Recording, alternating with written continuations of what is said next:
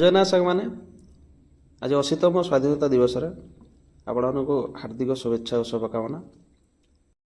ଆଜି ଆମେ କଥା ହେବା Odisha police 2024 sub inspector expected exam date ବିଷୟରେ। ଯଦି ଆମର ଏକ୍ଜାମ ଠିକ୍ ସେ ଆମର ଅକ୍ଟୋବର ମାସରେ ହେଲା, ତାହେଲେ କେବେ ଆମର ଡିଭି ହେବ, ଡକୁମେଣ୍ଟ ଭେରିଫିକେସନ୍ ହେବ, ମେଡ଼ିକାଲ ଟେଷ୍ଟ ହେବ, ଫିଜିକାଲ ମେଜରମେଣ୍ଟ ଟେଷ୍ଟ ହେବ, ଫିଜିକାଲ ଏଫିସିଏନ୍ସି ଟେଷ୍ଟ ହେବ, ତାପରେ ଆମର ରହିଲା ମେରିଟ୍ ଲିଷ୍ଟ କେବେ ଆସିବ, ଆଉ ତାପରେ ଆମର ଏନ୍ସାର୍ କି କେବେ ଆସିବ, ରିଟନ୍ ଟେଷ୍ଟ ପରେ ଏନ୍ସାର୍ କି କେବେ ଆସିବ। ଚାଲନ୍ତୁ ଏଇ ଭିଡ଼ିଓରେ ସବୁ ଆମେ ଜାଣିବା। ଆପଣମାନେ ଯେତେବେଳେ ଓଡ଼ିଶା ପୋଲିସ ଏସ୍ଆଇରେ ଫର୍ମ ଫିଲ୍ଅପ୍ କରିଥିଲେ, ସେଇଟା OPRBରେ କରିଥିଲେ, OPRB ସାଇଟ୍ରେ କରିଥିଲେ।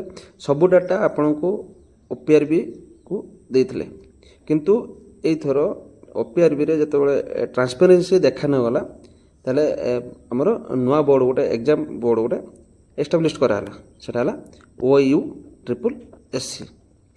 ସେଇ ବୋର୍ଡ଼ ଏବେ ଏକ୍ଜାମ କରିବ। ଚାଲନ୍ତୁ OUSSC ର ଏଇଟା ଫାଷ୍ଟ ବୋର୍ଡ଼। ସେ ଫାଷ୍ଟ ବୋର୍ଡ଼ର କ'ଣ କ'ଣ ସବୁ OUSSC କ'ଣ ଏଇଟା ଆମର ହେଲା Odisha uniform services staff selection commission. ଏଇଟା ଏଇଥର ଆମର ଏକ୍ଜାମ କରିବ ଫାଷ୍ଟ ଟାଇମ୍ କରିବ। ଯେମିତି ଫାଷ୍ଟ ଆମର 2018 ପୂର୍ବରୁ OSSC କରୁଥିଲା, ଏବେ ଆମର OPRB ବଦଳ ଆମର OUSSC କରିବ।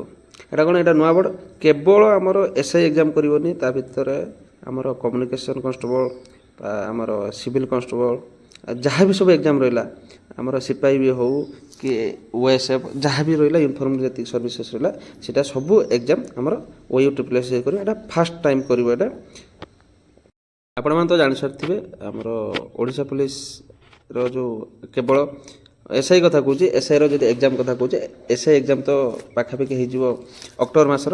ଏଇଟା ଅଲରେଡ଼ି ସାଇଟ୍ରୁ ତ ଓଡ଼ିଶା ପୋଲିସ ସାଇଟ୍ରୁ ତ ଆସିସାରିଛି। ଯଦି କହିବାକୁ ଗଲେ ସେ ପର୍ଟିକୁଲାର ଡେଟ୍ କଥା କହିନି, ଯଦି ଆମେ ମାନି ଚଳିବା ଅକ୍ଟୋବର ସେକେଣ୍ଡ ୱିକ୍ ବା ଥାର୍ଡ଼ ୱିକ୍ରେ ଯଦି ଏକ୍ଜାମ ଷ୍ଟାର୍ଟ ହେଇଯାଏ, ତାହେଲେ ଆଡ଼ମିଟ୍ କାର୍ଡ଼ କେବେ ଆସିବ? ଆଡ଼ମିଟ୍ କାର୍ଡ଼ ପାଖାପାଖି ଫାଷ୍ଟ ୱିକ୍ରୁ ପଳେଇ ଆସିବ, ଅକ୍ଟୋବର ଫାଷ୍ଟ ୱିକ୍ରୁ ପଳେଇ ଆସିବ। ତାପରେ ଏକ୍ଜାମ ହେଇସାରିଲା ପରେ ଏନ୍ସାର୍ କି କେବେ ଆସିବ ନା, ଏନ୍ସାର୍ କି 1 ୱିକ୍ ଭିତରେ ଏନ୍ସାର୍ କି ଆସିବ। ଆଉ ଏନ୍ସାର୍ କି ସହିତ ଆପଣ ଯଦି କ୍ୱେଶ୍ଚନ୍ ଆନ୍ସର୍ ଯଦି ଡାଉଟ୍ ଥିବ ବା କିଛି କରେକ୍ସନ୍ ହେବାର ଥିବ, ତାହେଲେ ଅବଜେକ୍ସନ୍ ପକାଇ ପାରିବେ। ଅବଜେକ୍ସନ୍ ବି ଦିଏ, ଅବଜେକ୍ସନ୍ ପକାଇ ପାରିବେ। ତାପରେ କଥା କହିଲା ଫିଜିକାଲ୍ ଡେଟ୍ କେବେ ଡାକିବ। ଫିଜିକାଲ୍ ଡେଟ୍ ପୂର୍ବରୁ କ'ଣ କ'ଣ ସବୁ ଦରକାର ଥାଏ ନା, ଆମର ଫାଷ୍ଟ ଡକୁମେଣ୍ଟ ଭେରିଫିକେସନ୍ ହୁଏ। ହଁ, ତାପରେ କହୁଛି ଯଦି କେତେ ଦିନ ଭିତରେ ଆପଣଙ୍କୁ ଫିଜିକାଲ୍ ଡେଟ୍ ପାଇଁ ଡାକିବ। ୱିଦିନ୍ ଯଦି ମୁଁ 2018 କହୁଛି, 19 କହୁଛି ବା 21 କହୁଛି, ସମସ୍ତଙ୍କର ପାଖାପାଖି 10ରୁ 15 ଦିନ ଭିତରେ ଡାକିଥିଲା। କାରଣ 18 15 ଦିନ ଭିତରେ ଫିଜିକାଲ୍ ଡାକିଥିଲା, 19ର 10 ଦିନ ଭିତରେ ଫିଜିକାଲ୍ ଡାକିଥିଲା, 21ର ବି ସେମ୍ ପ୍ୟାଟର୍ନ ସେ ଡାକିଥିଲା। ଏଇଥର ମାନି ନେଇକି ଚଳିଯାଅ, 15 ଦିନ ଭିତରେ ଫିଜିକାଲ୍ ଡେଟ୍ ଆପଣଙ୍କୁ ଆନାଉନ୍ସ କରାଯାଏ, ଆଉ ଡାକିବ, ଫିଜିକାଲ୍ ପାଇଁ ଡାକିବ। ଯଦି ଫିଜିକାଲ୍ ପାଇଁ 15 ଦିନ ଭିତରେ ଆପଣମାନଙ୍କୁ ଡାକିବ, ତାହେଲେ ଡକୁମେଣ୍ଟ ଯାହା ସବୁ ଫର୍ମ ଫିଲ୍ଅପ୍ କରିଥିଲେ ସେଇ ସବୁ ଅରିଜିନାଲ୍ ସାର୍ଟିଫିକେଟ୍ ସବୁ ଦରକାର, ଆଉ ସେଇ ସବୁ ଦରକାର। ଆଉ ତାପରେ କଥା କହୁଛି, ବେସିକାଲି କାଷ୍ଟ ସାର୍ଟିଫିକେଟ୍ଟା ଉପରେ ଟିକେ ପ୍ରାୟୋରିଟି ଅଧିକା ଦେବେ। କାଷ୍ଟ ସାର୍ଟିଫିକେଟ୍ ଯଦି 3 ବର୍ଷର ଭ୍ୟାଲିଡ଼ିଟି ହେଇସାରିଥିବ, ତାହେଲେ ସେଇଟା ତାକୁ ଫିଲ୍ଅପ୍ ଯଦି କରିଥିବ ତାକୁ ଆଣିବା ସହିତ ନୂଆ କାଷ୍ଟ ସାର୍ଟିଫିକେଟ୍ ବି କାଢ଼ି ଦେବାଟା ଠିକ୍।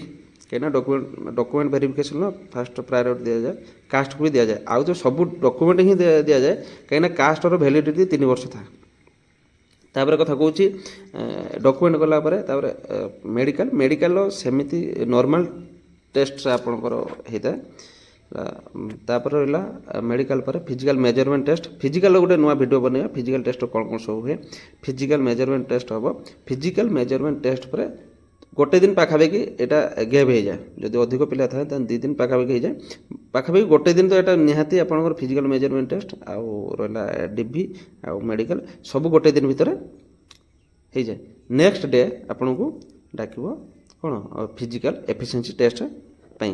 ଫିଜିକାଲ୍ ଏଫିସିଏନ୍ସି ଟେଷ୍ଟର କ'ଣ କ'ଣ ଅଛି ସେଇଟା ତ ଜାଣିସାରିଛନ୍ତି। ଆଉ ଯଦି ହେବ ମୁଁ ନୂଆ ଭିଡ଼ିଓରେ ଆପଣଙ୍କର ଗୋଟେ ଫିଜିକାଲ୍ ଟେଷ୍ଟ ପାଇଁ एफिशिएंट टेस्ट पे गोटे वीडियो बनवा फिजिकल एफिशिएंट टेस्ट पर आपण जदि क्वालिफाई करेंगे क्वालिफाई कर सारा पर कौन हुए ना तापर आपणकर मेरिट लिस्ट बाहर मेरिट लिस्ट के दिन भर बाहर मेरिट लिस्ट पाखापाखि सबू स्क्रूटिन हो सारा पाखापाखि हो 15-20 दिन हो 15-20 दिन मानि नि 15-20 दिन आपणकर मेरिट लिस्ट बाहर जा देखि दिंतु ताले अक्टोबर 2nd-3rd वीक रु आपणकर नवेम्बर लास्ट वीक भितर आपणकर हे फिजिकल सरला पर नवेम्बर लास्ट वीक भितर आपणकर मेरिट लिस्ट बाहर तापर रहा जॉइनिंग डेट रो कौन केबे बाहर जदि कहवा जॉइनिंग डेट पाखापाखि डिसेम्बर मास भितर आपको जॉइनिंग डेट देदेव डिसेम्बर लास्ट वीक भितर जॉइनिंग डेट देदेव कहीं आम 2018 बेलू 17 मसीह भी डिसेम्बर जॉइनिंग डेट होता 18 भी आमर जॉइनिंग डेट पाखापाखि डिसेम्बर 28 होता आउ जदि कहवा 19 एट ए टाइम एग्जाम होता एट ए टाइम माने कौन 2018 गैप अल्प दिन गैप देता मसे भितर एग्जाम होता 19 कहीं गैप रोच 18-19 गैप रोच बोली तेणु करी जनवरी मास कौन कराइला जॉइनिंग डेट दिया 2018 मसीहा जो मैंने आमर जो पाइले सेटा 2022 डिसेम्बर जॉइनिंग डेट दिया जॉइनिंग 28 आपर रहा 2019 कथा कहूँ 2023 जनवरी मसर जॉइनिंग डेट आसाला जनवरी 5 रू आसाला कौन पे ना अल्प पोस्ट था सांगर भी ट्रेनिंग करले आपण मैंने मानि ने जदि एथर एग्जाम ठीक टाइम हो गला ताले जॉइनिंग डेट पाखापाखि डिसेम्बर सुधा आपंकर जॉइनिंग डेट आसीज डिसेम्बर सुधा जदि ठीक टाइम एग्जाम हो गला कहूँ पाखापाखि joining date December last week भीतर भी आसीज एबे भी आपण मानक एग्जाम पाखापाखि 2 मास रोचे अगस्ट 15 रु सेप्टेम्बर 15 अक्टोबर 15 पाखापाखि 2 मास आपण पाखर टाइम अच्छे 2 मास भितर बहुत सारा सिलेबस कवर हो सारापर आपण मैंने सब एग्जाम सेट दिंतु नहले टेक्स्ट बुक रो सब्सक्रिप्शन नहीं जातु टेक्स्ट बुक तो भल आस जहाँ भी हो एग्जाम बाबद को जहाँ भी एवं करवा कथा करूँ सिलेबस कवर ऑलरेडी सरी सारी थी कहीं सिलेबस तो आउ न सिलेबस पर आप खाली टेस्ट दे चलते जिते टेस्ट देवे सेते आपंकर प्रैक्टिस अधिक हम तापर कथा कहूँ ओपीआर बी क्वेश्चन जमी थी एथर पाखापाखि चेंज हो जापे कहीहनी कहीं नुआ बोर्ड नुआ एग्जाम कर जमी ओएसएससी एग्जाम करूला से एग्जाम देलापर ओपीआर बी चेंज करला ओपीआर बी चेंज कला एटा सिमिलारिटी रखिबो कि चेंज करिवो सेटा काहा को जଣା नहीं किंतु मानि नहीं चलतु सबु प्रकार सेट दे चलतु आ प्रैक्टिस जिते पारिबे प्रैक्टिस कर चलतु प्रैक्टिस कले आपण पाखापाखि 60% तो रहा 60 ରୁ 70% पाखापाखि रहा आपंकर मानि ने 90% आपंकर फिजिकल डाकिबो 60 ରୁ 70% मार्क रखिए